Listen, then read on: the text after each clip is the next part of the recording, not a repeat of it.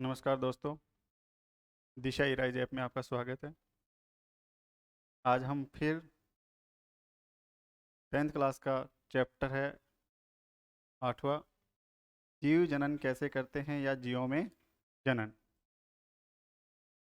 बहुत ही सरल भाषा में और व्यवस्थित नोट्स हैं बिल्कुल। उम्मीद करता हूँ कि शायद इन नोट्सों को पढ़ने से आपके अच्छे मार्क्स मिल सकें। पूरे में से पूरे मिलें वो भी कम हैं। बस आप पढ़िए बेहतरीन तरीके से इनको, जैसा आपको समझाया जा रहा है उस तरीके से समझिए और बार बार लिखकर याद करने की प्रैक्टिस कीजिए। और ज़्यादा से ज़्यादा शेयर एवं लाइक करें, सब्सक्राइब करें। तो आइए बच्चों, हम आज पढ़ते हैं जीवों में जनन कैसे होता है। जनन प्रत्येक जीव के लिए एक आवश्यक क्रिया है। किसी भी जीव के द्वारा अपनी संतति को या अपनी प्रजाति को बनाए रखने के लिए जनन करना बहुत ही जरूरी है। जीवों में जनन किस प्रकार से होता है? जीवों का मतलब पादप एवं जंतु, दोनों में ही हम जनन की प्रक्रियाओं के बारे में पढ़ेंगे। जनों जनन बहुत ही नेसेसरी है अपनी उत्तरजीविता को बनाए रखने के लिए। इसके बारे में हम आपको समझाते हैं कि जनन कहते किसे हैं। जनन कहते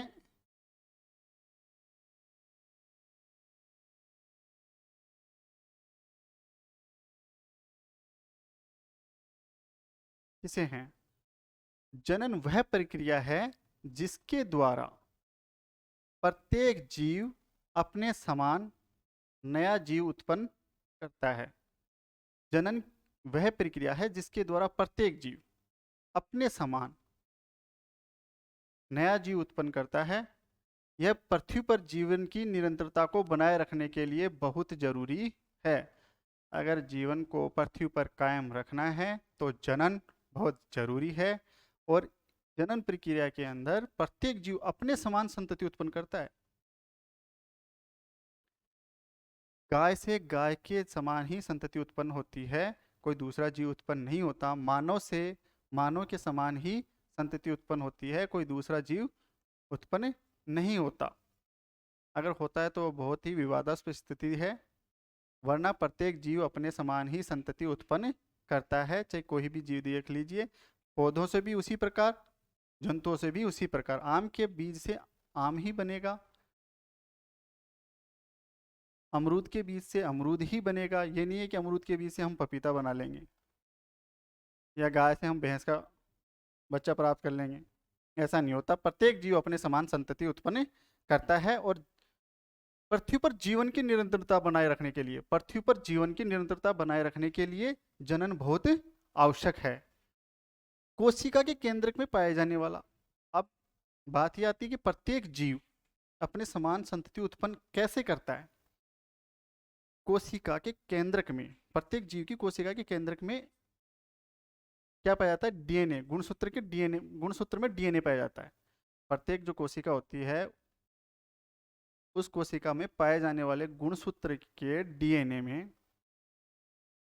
न्यूक्लिक अम्ल के अणुओं में आनुवांशिक गुण होते हैं। इन आनुवांशिक गुणों को पैतृक कोशिका से संतति कोशिका में या पैतृक से संतति में ले जाने का कार्य कौन करता है? गुणसूत्रों के ऊपर एक संरचना पाई जाती है। गुणसूत्रों के ऊपर क्या पाई जाती है? एक संरचना पाई जाती है जिसे हम जीन कहते हैं। क्या कहते हैं? जीन। ये जीन जो होते हैं वो आनुवांशिक गुणों को एक पीढ़ी से दूसरी पीढ़ी में ले जाते हैं। डीएनए प्रतिकृति बनाता है, डीएनए अपने समान प्रतिकृति करता है तथा नई कोशिकाएं बनाता है, जिससे क्या होती है? नई कोशिकाएं बनती हैं। इससे कोशिकाओं में विभिन्नता उत्पन्न होती है। इनसे कोशिकाओं में विभिन्नता जरूर आती है और विभिन्नता लाभदायक होती हैं, उत्पन्न होती है। नई कोशिकाएं समान हैं किंतु समरूप नहीं है। एक नई बात है, नई कोशिकाएं क्या है? समान है किंतु समरूप नहीं है। प्रत्येक कोशिका जो बनती है, वो नई कोशिका जो बनती है वो पैतृक कोशिका के समान है किंतु समरूप नहीं है। समरूप का मतलब होता है हूबहू वैसे ही होना। जैसे किसी माता पिता से कोई बच्चा उत्पन्न होता है, उनके समान होता है लेकिन सेम उनकी शक्ल जैसा नहीं होता है। ये तो जरूर होता है कि बच्चा माँ पे जाता है, पिता पे जाता है, या अपने दादा पे, या नानी पे, नाना पे, दादी पे, इन पे जाता है, लेकिन कभी भी हूबहू सेम शक्ल का नहीं होता। बहुत कम चांस बनते हैं कि सेम शक्ल का हो। तो प्रत्येक जो कोशिका होती है उसमें समानता तो होती है लेकिन समरूप नहीं होती है, विभिन्नताएं उत्पन्न होती हैं। जब डीएनए प्रतिकृति करता है तो वो विभिन्नताएं उत्पन्न होती है, और विभिन्नताएं उत्तरजीविता को बनाए रखने के लिए बहुत जरूरी है। अगर विभिन्नताएं नहीं होंगी तो ये जो उत्तरजीविता है, जो जीवों का प्रक्रम जो लगातार चल रहा है, वो इस प्रकार से नहीं चल पाएगा। क्योंकि पहले पर्यावरण अलग था, आज पर्यावरण अलग है। आज के पर्यावरण के प्रति अनुकूलित होने के लिए जो विभिन्नताएं आती हैं वो पर्यावरण के प्रति अडेप्ट या अनुकूलित होने के लिए ही आती हैं। इसलिए आज के पर्यावरण को देखते हुए, आज पर्यावरण में ढलने के लिए जिन विविधताओं की, जिन परिवर्तनों की आवश्यकता है, वो परिवर्तन या विभिन्नताएं होना बहुत जरूरी है। विभिन्नता का महत्व क्या है? जो विभिन्नताएं आ रही हैं उनका महत्व देखिए आपके सामने। लंबे समय तक प्रजाति स्पीसीज की उत्तरजीविता बनाए रखने में उपयोगी है विभिन्नता। अगर जीवों में विभिन्नता नहीं होगी, जो पैतृक संतति से नई संतति, जो पैतृक से नई संतति आ रही है, उन जीवों में अगर आज के पर्यावरण के अनुसार विभिन्नताएं नहीं होंगी तो उत्तरजीविता नहीं बनी रहेगी। जैव विकास का आधार है, जो विभिन्नताएं आती हैं वो जैव विकास का आधार है। जीवों का जो विकास हो रहा है उसका आधार है। आज आप देख लीजिए, हजारों साल पहले क्या मानव इसी रूप में था क्या?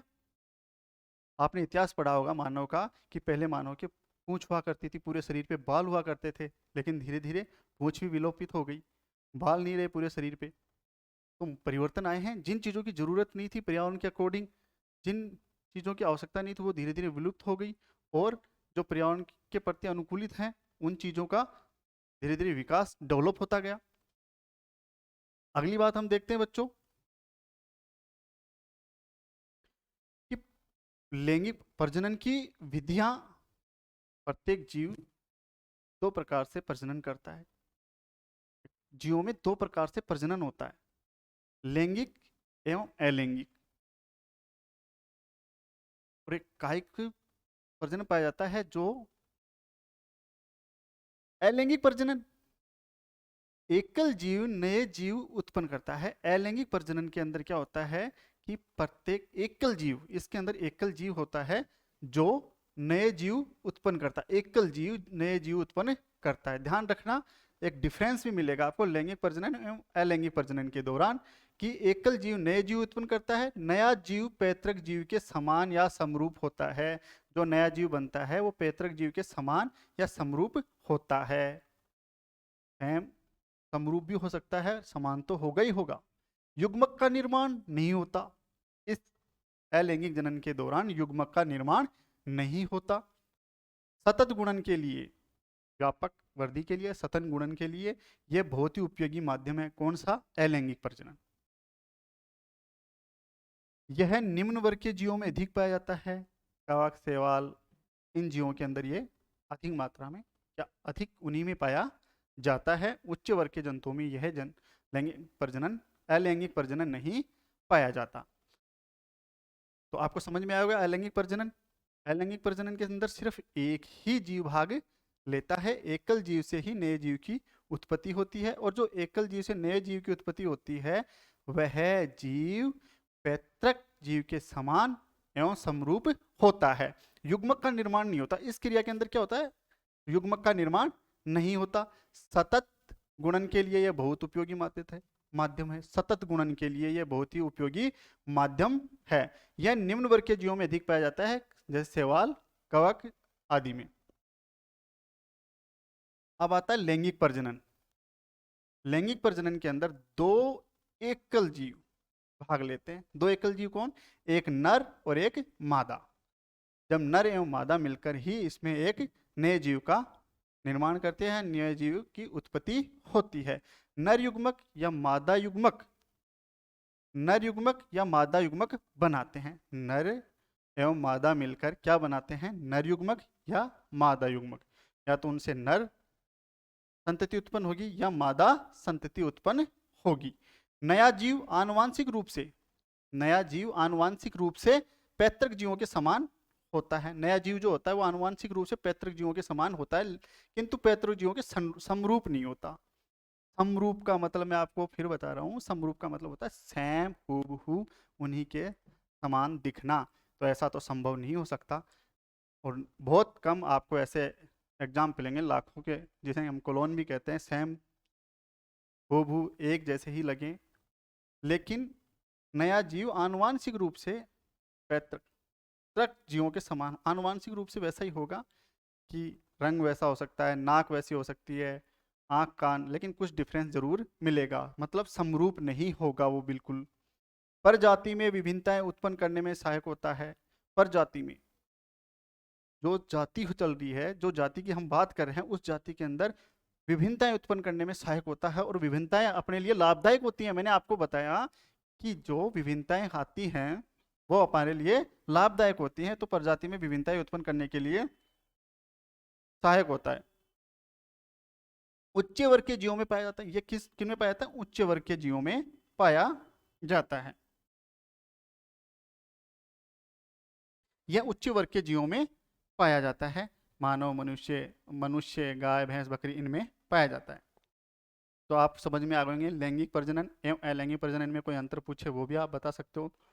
ये एकल जीव के द्वारा होते हैं, मादा एवं नर मिलकर आपस में नई संतति का निर्माण करते हैं। यह उच्च वर्ग के जीवों में पाया जाता है और यह निम्न वर्ग के जीवों में पाया जाता है। यह विप्रजाति में विभिन्नताएं उत्पन्न करता है, और युग्मक का निर्माण, इसमें युग्मक का निर्माण नहीं होता, जबकि इसमें नर या मादा युग्मक का निर्माण होता है। आपको अच्छी तरह से समझ में आ गया बच्चों? ध्यान रहे, लाइक एवं शेयर जरूर करें। बहुत ही सरल भाषा में समझाने की कोशिश कर रहा हूं आपको। अलैंगिक प्रजनन की विधियां। अब अलैंगिक प्रजनन में बात आती है कि अलैंगिक प्रजनन होता किस तरीके से। अलैंगिक प्रजनन की विधियों के बारे में हम बात करेंगे कि पहली विधि है विखंडन। कि इस विखंडन के शाब्दिक अर्थ आप समझ रहे हैं। विखंडन का मतलब होता है टूटना। विखंडन का मतलब होता है टूटना। विखंडन का मतलब होता है टूटना। इसका मतलब है कि इसमें एक कोशिका दो या दो से अधिक कोशिकाओं में टूटकर नए जीव का निर्माण करती है। इस प्रक्रिया में एक जनक कोशिका दो या दो से कोशिकाओं में विभाजित हो जाती है। विभाजित होने के बाद वो नए, प्रत्येक कोशिका एक नए जीव का निर्माण करेगी। इसके समान, पैतृक जीव के समान। का शाब्दिक अर्थ आप समझाओगे तो यह विधि आपको समझ में आ जाएगी। पहला है द्विखंडन। द्विखंडन से मतलब समझ में आ रहा है कि दो कोशिकाओं में, कि प्रत्येक कोशिका कितनी कोशिकाओं में विभाजित होती है? दो कोशिकाओं में विभाजित होगी। जैसे अमीबा में, एक अमीबा का कोई निश्चित आकार नहीं होता। इसका केंद्रक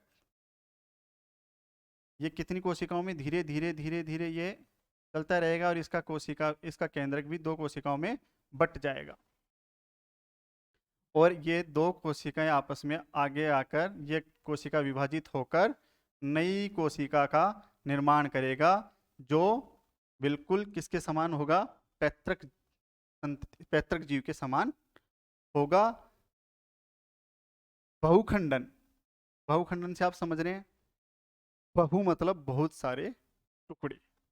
जब इस विखंडन क्रिया के अंतर्गत प्रत्येक कोशिका बहुत सारी कोशिकाओं में, दो या दो से अधिक कोशिकाओं में टूट जाती है, और प्रत्येक कोशिका नए जीव का निर्माण करती है, जो कि पैतृक जीव के समान होता है।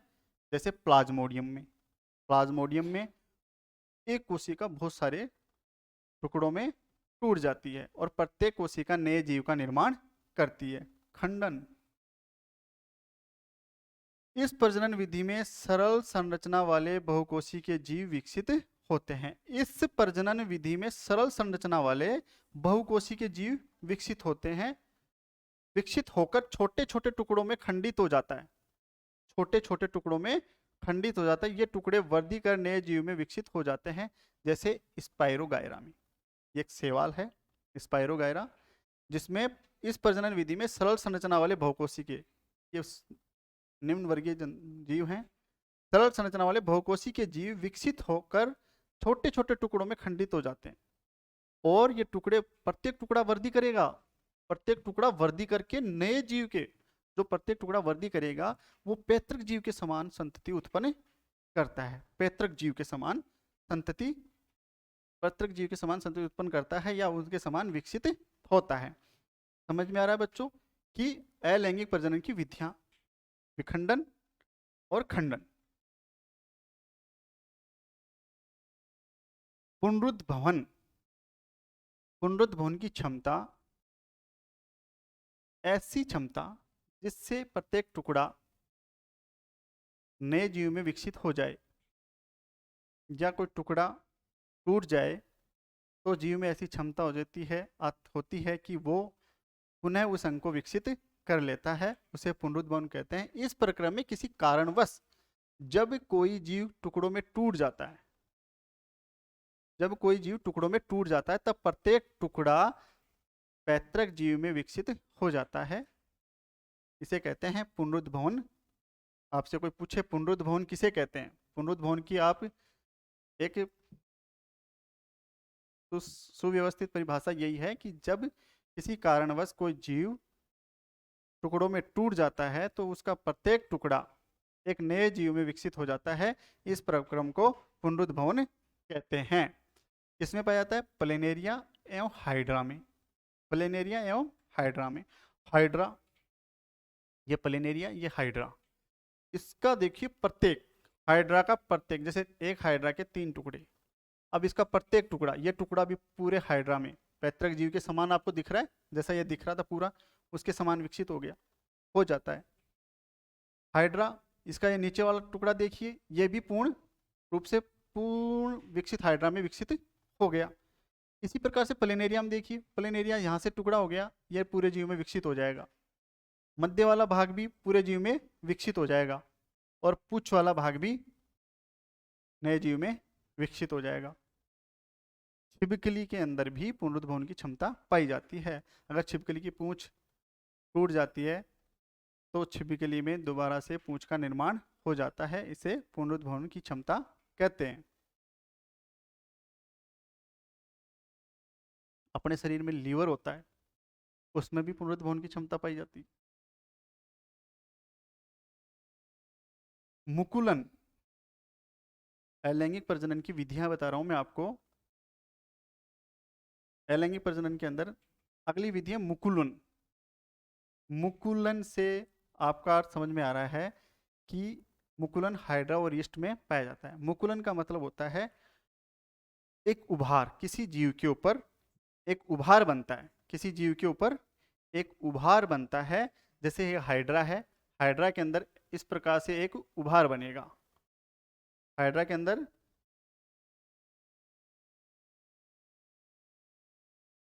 इस प्रकार से एक उभार बनेगा, और ये उभार धीरे धीरे धीरे विकसित होकर इससे अलग हो जाएगा, और अलग होने के बाद ये एक पूर्ण हाइड्रा का रूप ले लेगा,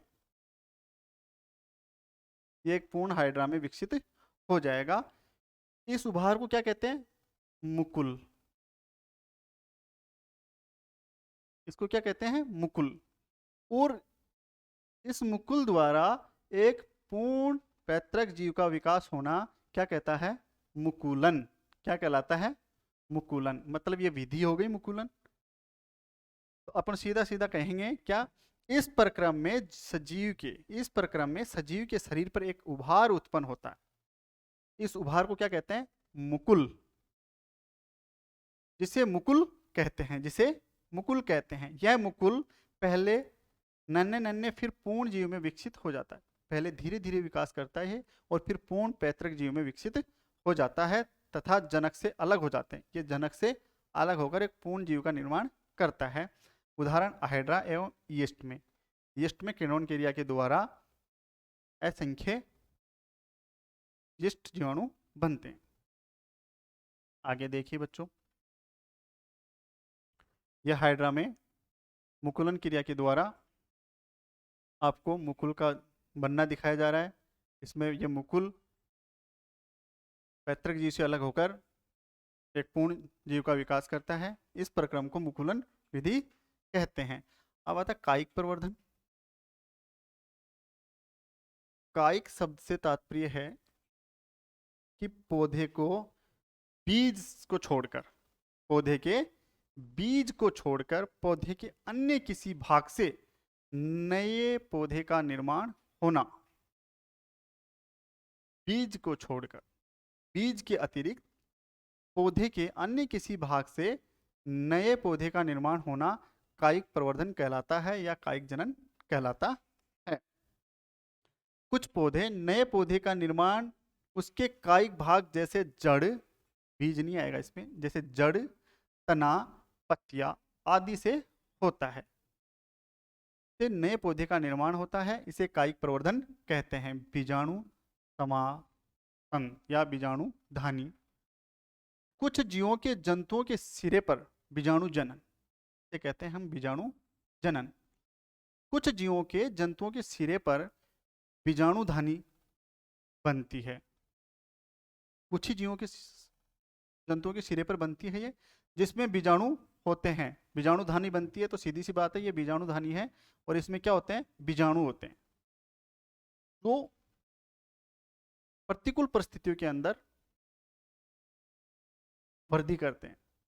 ये जो बीजाणु होते हैं, जब प्रतिकूल परिस्थिति आती हैं तो ये बाहर आके और वृद्धि करते हैं और एक नए जीव का निर्माण करते हैं।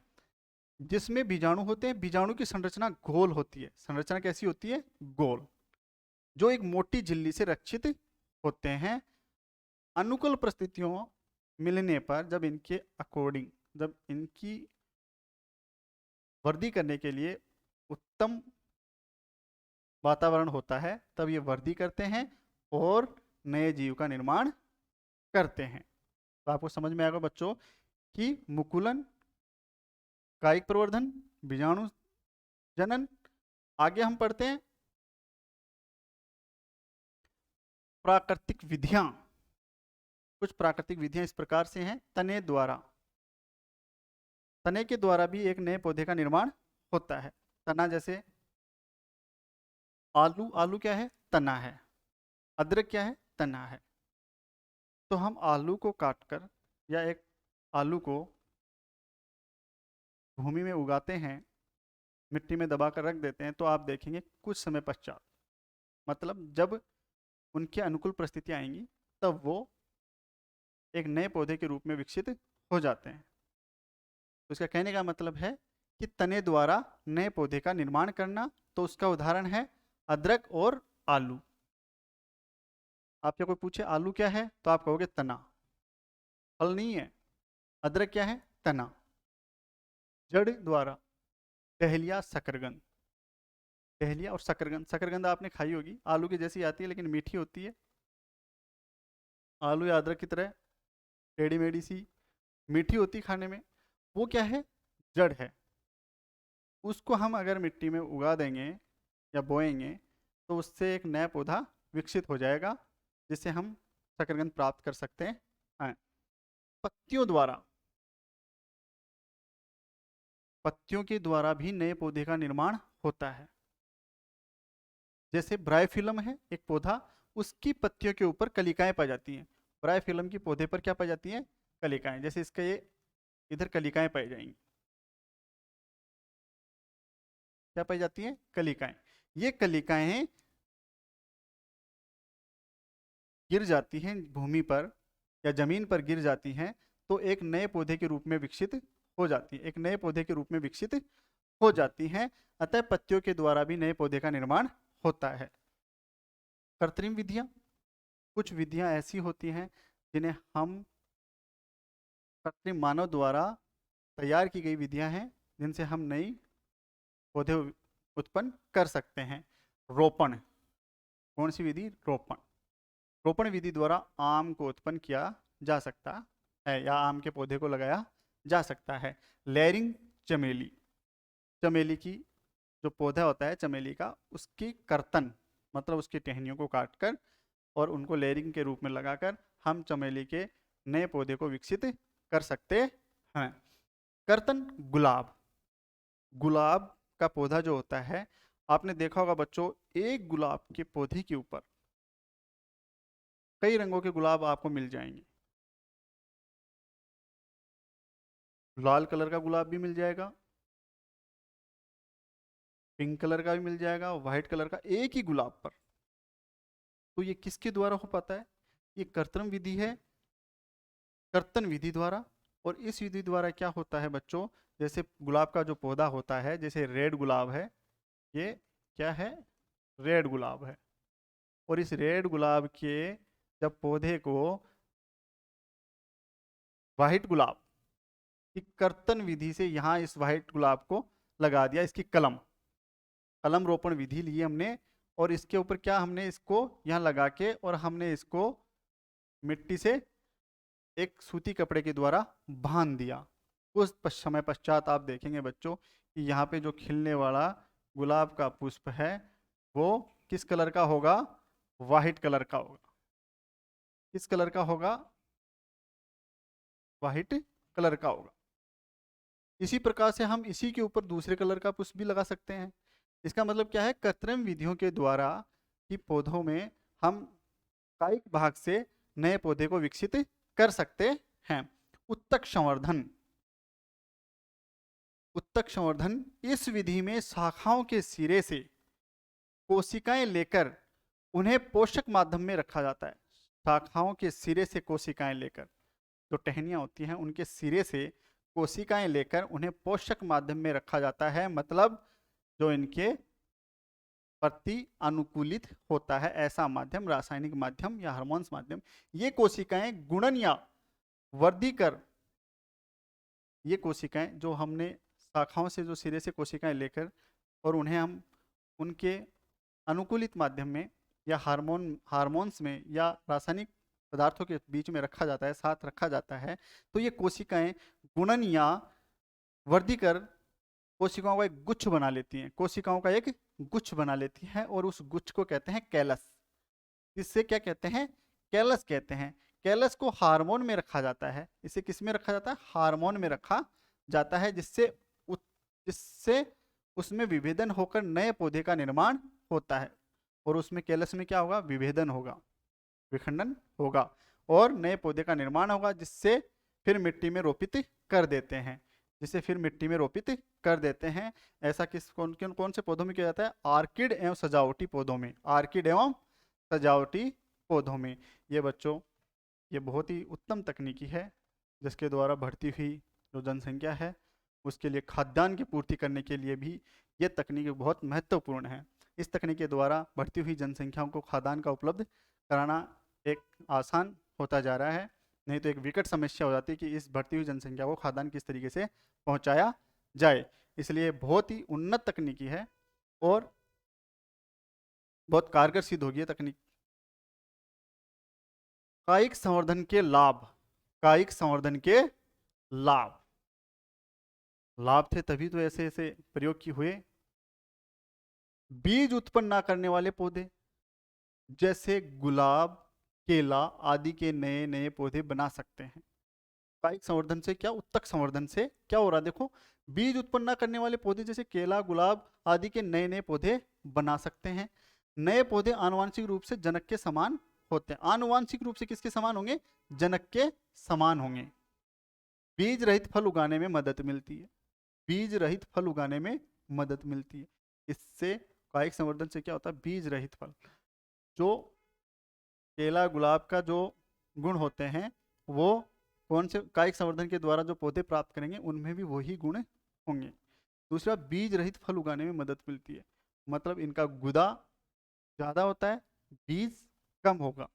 पौधे उगाने का सस्ता व सरल तरीका। पौधे उगाने का सस्ता व सरल तरीका है। बहुत ही गुणवत्ता युक्त पौधे उगा सकते हैं और ये व्यापारिक दृष्टि से बहुत महत्वपूर्ण है। लैंगिक प्रजनन। अभी हम किसके बारे में पढ़ रहे थे? अलैंगिक प्रजनन के बारे में। अब किसके बारे में? लैंगिक प्रजनन के बारे में। लैंगिक प्रजनन की विधियां। लैंगिक प्रजनन वह मादा युग्मक के मिलने से के कम से मिलने से होता है। लैंगिक प्रजनन मादा युग्मक व नर युग्मक के मिलने से होता है। नर व मादा युग्मक के मिलने से प्रक्रम को निषेचन कहते हैं। और इस प्रक्रम को क्या कहते हैं? निषेचन। इस प्रक्रम को कहते हैं निषेचन। इसे निषेचन कहते हैं। लैंगिक प्रजनन कब होता है? जब मादा युग्मक एवं नर युग्मक मिलते हैं तो उसे लैंगिक प्रजनन कहते हैं। इसमें 2 युग्मकों का होना बहुत जरूरी है। नर व मादा युग्मक के मिलने के प्रक्रम को निषेचन कहते हैं। संतति में विभिन्नताएं उत्पन्न होती हैं। संतति में विभिन्नताएं उत्पन्न होती हैं और विभिन्नताओं का होना भी बहुत जरूरी है। जैव विकास का आधार है विभिन्नताएं। विभिन्नताओं के बगैर जीवों की उत्तरजीविता नहीं बनी रह सकती। पुष्पीय पौधों में लैंगिक प्रजनन। पुष्पीय पौधों में लैंगिक प्रजनन। अब पुष्पीय पौधे जो होते हैं उनमें लैंगिक प्रजनन। पहली बात तो बच्चों आप समझ लीजिए कि पुष्पीय पौधों में लैंगिक, पुष्प जो होता है, पुष्प पौधे का जनन भाग होता है। पौधे का जनन भाग कौन सा है? पुष्प। पौधे का जनन भाग कौन सा है? पुष्प। पुष्प ही ऐसा भाग है जो जनन क्रियाएं करता है और सभी जनन अंग, पुष्प पौधे के सभी जनन अंग पुष्प में ही समाहित होते हैं। पौधे के जनन भाग होता है एक फूल के मुख्य भाग, एक पुष्प के मुख्य भाग होते हैं दल, बाह्य दल, स्त्री केसर एवं पुंकेसर। दल, बाह्य दल, स्त्री केसर एवं पुंकेसर। दल हरे रंग का होता है। बाह्य दल पंखुड़ियां होती हैं, रंग बिरंगी होती हैं। स्त्री केसर, स्त्री जन्नांग पाए जाते हैं इसमें। पौधे के जो स्त्री जन्नांग होते हैं, जो मादा पुष्प होता है वो मादा जननांग सारे स्त्री केसर में पाए जाते हैं एवं पुंकेसर के अंदर सभी नर जननांग उपस्थित होते हैं। दल जो होता है वो हमेशा हरे रंग का होता है। बाह्य दल होता है जो रंग बिरंगा होता है। ये कीटों को अट्रैक्ट करता है जनन क्रियाओं को संपन्न कराने के लिए। सभी पुष्पों में अलग अलग होता है। सभी पुष्पों में पंखुड़ियां होती हैं, वो अलग अलग प्रकार की होती हैं। किसी में गुलाबी, येलो, वाइट। तो ये जनन क्रियाओं को संपन्न कराने के लिए अट्रैक्शन उत्पन्न करता है। स्त्री केसर, इसमें सभी स्त्री जन्नांग उपस्थित होते हैं और पुंकेसर में सभी नर जन्नांग उपस्थित होते हैं। ये कौन कौन से नर जन्नांग हैं, कौन कौन से स्त्री जन्नांग हैं, अभी हम अगले डायग्राम में पढ़ेंगे। फूल के भाग या फूल के प्रकार। फूल के प्रकार भाग हम पढ़ेंगे अभी। फूल के प्रकार: उभयलिंगी पुष्प एवं एकलिंगी पुष्प। तो पुष्प 2 प्रकार के होते हैं। उभयलिंगी पुष्प, स्त्री केसर एवं पुंकेसर दोनों उपस्थित होते हैं। उदाहरण: सरसों एवं गुड़हल। सरसों, सरसों एवं गुड़हल, सरसों एवं गुड़हल। एक लिंगी पुष्प, स्त्री केसर एवं पुंकेसर में से एक ही जन्नांग उपस्थित होता है, जैसे पपीता, तरबूज। अब समझ में आ गया होगा कि उभयलिंगी पुष्प किसे कहते हैं? वह पुष्प जिसके ऊपर स्त्री केसर एवं पुंकेसर दोनों उपस्थित हों। स्त्री केसर एवं पुंकेसर दोनों उपस्थित हों, उसे कहते हैं उभयलिंगी पुष्प। और उसका उदाहरण क्या दोगे? सरसों एवं गुड़हल। एक लिंगी पुष्प, स्त्री केसर एवं पुंकेसर में से कोई एक जन्नांग उपस्थित होगा। इन दोनों में से एक ही जन्नांग, या तो ये उपस्थित हो सकता है या ये उपस्थित हो सकता है, या इनमें से एक ही उपस्थित होगा, दोनों उपस्थित नहीं होंगे। एक जन्नांग उपस्थित होता है, जैसे पपीता एवं तरबूज। इसका उदाहरण क्या होगा? पपीता एवं तरबूज। अब पुष्प की संरचना के बारे में आपको जानकारी देता हूं। देखिए, आपको बताया कि दल, बाह्य दल हमेशा कैसे रंग के होंगे? हरे रंग के। कैसे रंग के होंगे? हरे रंग के। दल पंखुड़ियां जो होती हैं वो हमेशा कलरफुल होंगी, रंगीन होंगी। कैसी होंगी? रंगीन। इसका कार्य मैंने आपको अभी बताया कि ये जनन क्रियाओं के लिए कीटों को आकर्षित करती हैं। स्त्री केसर, स्त्री केसर, ये देखिए स्त्री केसर का भाग है पूरा, इसे बोलते हैं अंडाशय। यह है वर्तिकाग्र, जो वर्तिका का अग्रभाग है। और ये नली समान संरचना आप देख रहे हैं, ये वर्तिका है।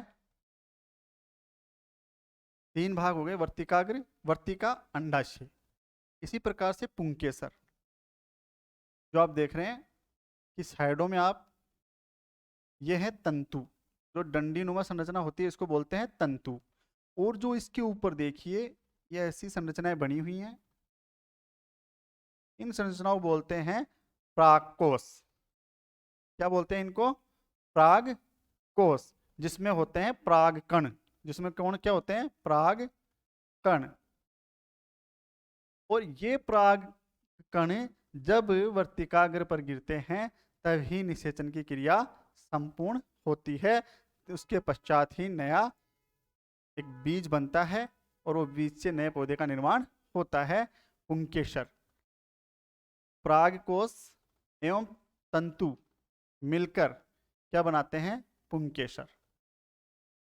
आपको समझ में आ गए होंगे कि पुष्प के चार भाग होते हैं।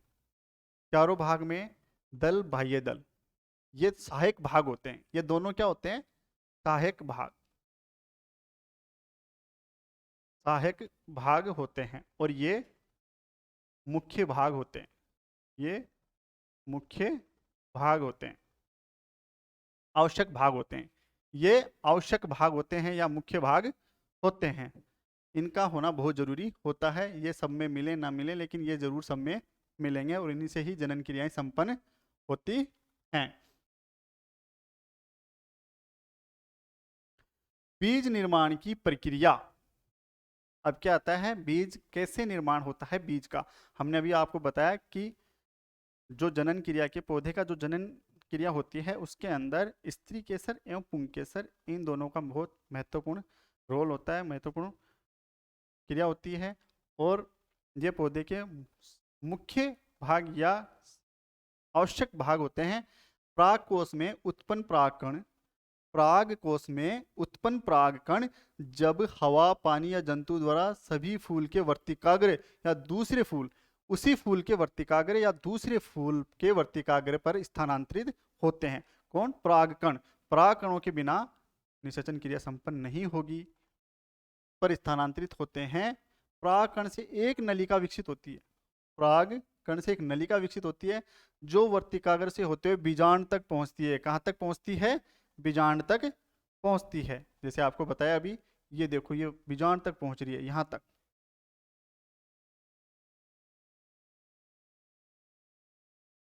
अंडाशय के अंदर नर व मादा युग्म का निषेचन होता है। अंडाशय के अंदर आपको भी बताया, अंडाशय ये है, ये वाला भाग अंडाशय कहलाता है। और इसके अंदर नर व मादा युग्मक मिलकर क्या करते हैं? निषेचन की क्रिया कंप्लीट होती है। कौन सी क्रिया? निषेचन की क्रिया। और ये निषेचन की क्रिया तभी होती है जब मादा युग्मक एवं नर युग्मक आपस में मिलते हैं तथा युग्मनज का निर्माण होता है। वहां पे क्या होता है? युग्मनज का निर्माण होता है। द्विकोशिकी युग्मनज में विभाजन होकर भ्रूण का निर्माण होता है। युग्मनज में विभाजन होकर भ्रूण का निर्माण होता है। जब युग्मनज में क्या होगा? विभाजन होगा, कोशिकाओं का विभाजन होगा, तब किसका निर्माण होगा? भ्रूण का निर्माण होगा। और भ्रूण बीजांड से एक कठोर आवरण विकसित होकर बीज में बदल जाता है। बीजांड से कठोर आवरण विकसित होकर किस में बदल जाता है? बीज में बदल जाता है। अंडाशय फल में बदल जाता है। और अंडाशय किस में बदल जाएगा? फल में बदल जाता है। तथा फूल के अन्य भाग झड़ जाते हैं। उसके पश्चात फूल के अन्य भाग झड़ जाते हैं। अन्य भाग समझ में आ गए आपको कौन कौन से थे? दल, बाह्य दल, पुंकेसर और स्त्री केसर। अब जब बीज का निर्माण हो गया तो उसके सभी भाग फिर झड़ जाएंगे। तो इस तरह से आपको समझ में आया होगा कि बीज का निर्माण किस प्रकार से होता है और बीज के निर्माण में कौन से अंग महत्वपूर्ण होते हैं। अब ये देखिए, वर्तिकाग्र पर प्राकणों का अंकुरण। वर्तिकाग्र पर प्राकणों का अंकुरण, प्राकण किस प्रकार से, यहाँ पर देखिए, जैसे एक तंतु है, ये क्या है, पुंकेसर। यहाँ प्राकोष है, ये क्या है, प्रागकोश। प्रागकोश। और प्राग कोश से क्या निकलते हैं, परागकण। परागकण क्या निकल रहे हैं, परागकण। और परागकण किस पे गिरेंगे, वर्तिकाग्र पर। वर्तिकाग्र पर ये चिपचिपा होता है, यहाँ से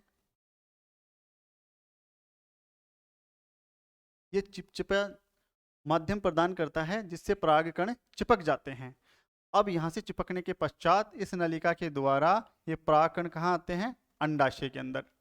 और अंडाशय में आकर क्या होता है, नर एवं मादा युग्मक के बीच में निषेचन होता है।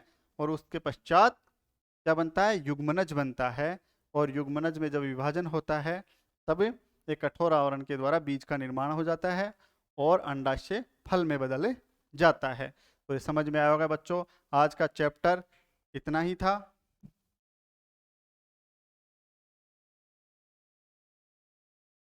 तो आपको किस प्रकार से बीज का निर्माण होता है, पौधों में जनन किस विधि द्वारा होता है, कायिक, लैंगिक, अलैंगिक जनन, सारी चीज़ें आपको अच्छे से समझाने की कोशिश की है। और आशा करता हूँ आपको अच्छी तरह से समझ में भी आया होगा। समझने के साथ साथ आप इसको सब्सक्राइब भी करें, लाइक करें और शेयर करें। अगले चैप्टर में हम मिलेंगे, अगला टॉपिक पढ़ाएंगे। थैंक यू बच्चों।